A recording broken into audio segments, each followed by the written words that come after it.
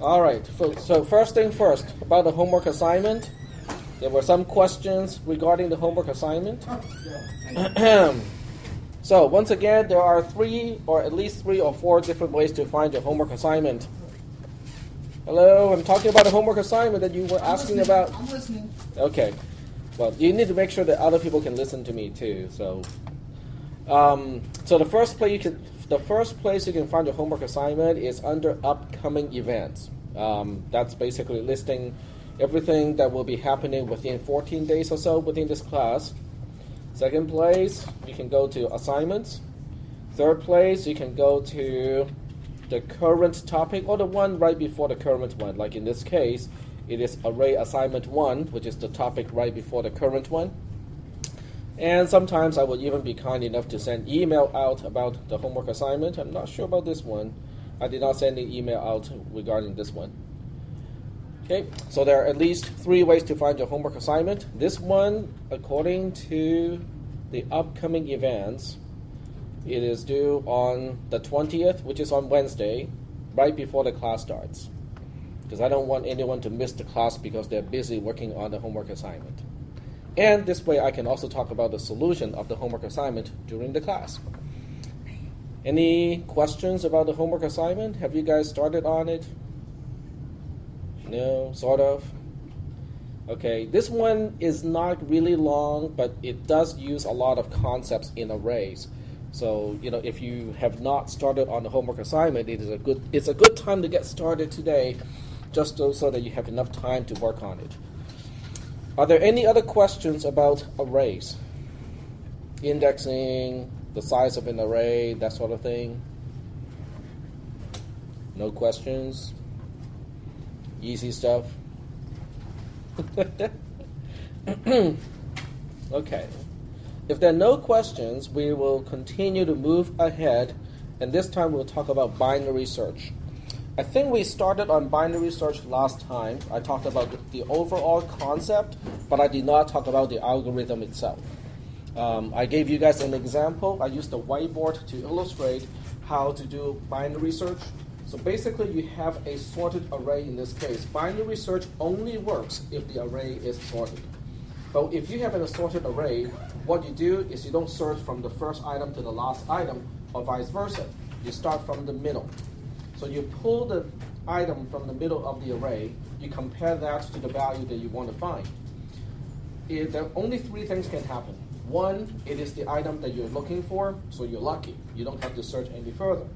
Two, this item is less than the item that you're looking at. You can throw away one half of the array.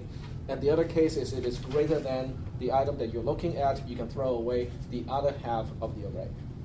So the power of binary search is every time you compare, you can eliminate one half of the remaining portion of the array as having the possibility to contain the value that you're looking at. That means if you start with 8 billion items, in 33 comparisons, you can conclude that a particular item does not exist in the array. Now that is a very powerful search technique, because if the number of items of the array doubles, all you have to do is to add one more comparison. So one more comparison with 34 comparisons, you can find an item within 16 billion entries. Are there any questions about binary search? Yep. But that 34 is only for choosing the middle number, right? Sorry? The 34, 16 billion search you said, that's only for choosing the very center number, isn't it? Yes, you always start from in the middle of the array. Okay. Are there any questions about the overall concept of binary search? Now the entire thing is already described here, searching in a sorted array. It includes the enhanced version of linear search, but it also includes binary search. So the entire algorithm is spelled out in this module already.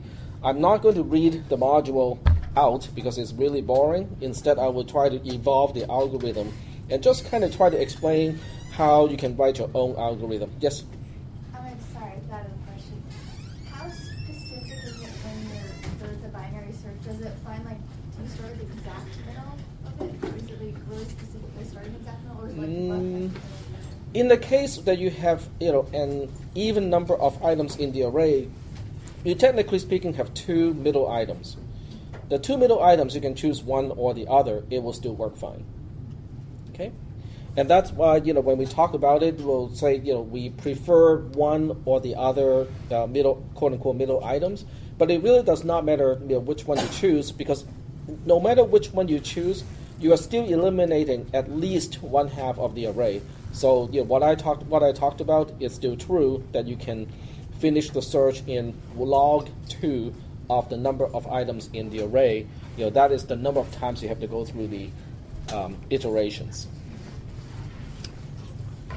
Okay. Any other questions about the binary search algorithm in general, the approach itself? Okay. No questions about the search algorithm itself until we actually talk about it, because we only talked about the general approach. We never really talked about the specifics of that particular algorithm. So let's go ahead and, yikes. No, that's not what I want.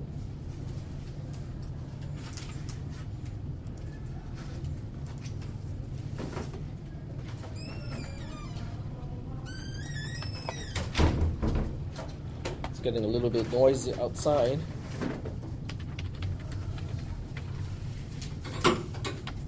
So let's go ahead and talk about the binary search algorithm.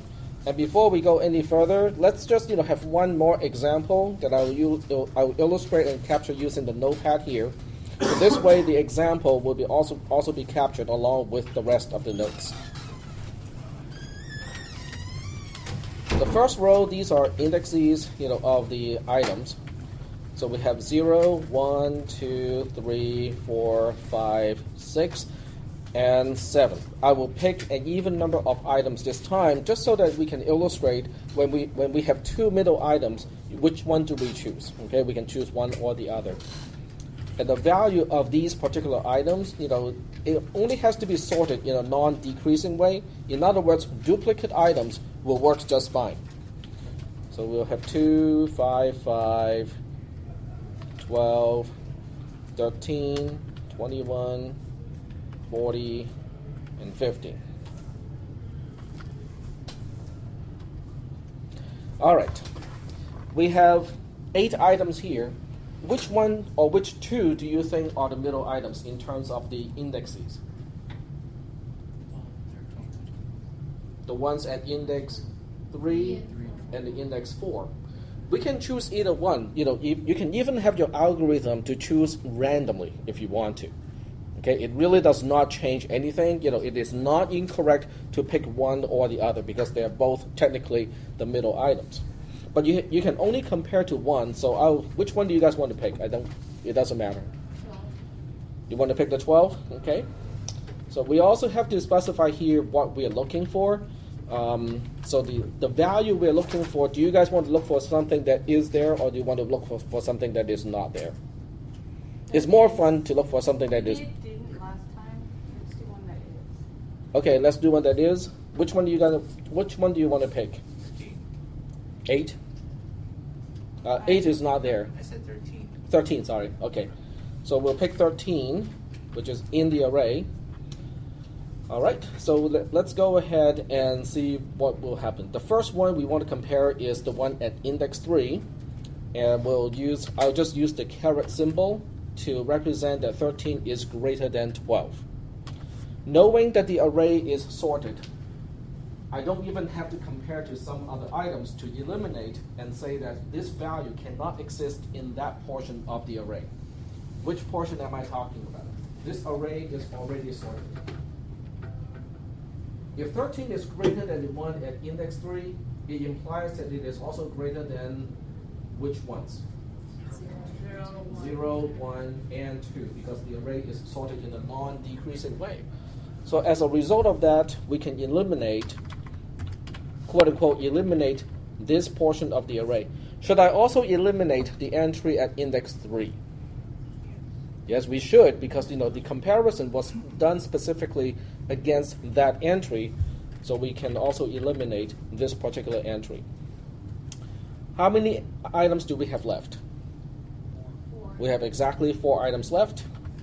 So in this case, which one or the one at which index do you want to compare to? We have two middle elements. You can pick either one. 21. You want to compare to 21? Okay, so we'll compare to this one. I would use the uppercase V to represent greater than. It's just greater than written in a vertical way. 21 is greater than 13, which is the value that we are searching for. So in this case, which part of the array can I eliminate as a portion that can contain the value that I'm looking for? 5, 6, and 7. Very good.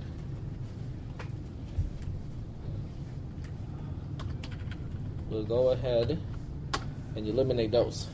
So now we only have one left. When you have one element left, it is automatically the middle element of that portion. So this time we'll compare to the one at index 4, and it so happens that it is exactly the value that we want to look for. I'll use two vertical bars to represent equality, kind of written in a vertical way. And so in this case, we are done because we have found the value that we're looking for in the array. Are there any questions at this point? No questions? Yep. Well, Okay. Since this isn't like a program class, if we get like 0.5 but it's not stated whether it's integer or double, do you want to stick with 0.5? The algorithm will use a floor function to turn a non-integer into an integer first. Yeah, like for the homework, I got 0.5, so I was wondering, would you want us to round down to 0 or just keep like that? In the homework, you get a 0.5, but the homework has a floor function, doesn't it? Or did I forget to use the floor function? Let me take a look at the homework. All right. I don't think the homework has to do with binary search. I'll just take a quick look here.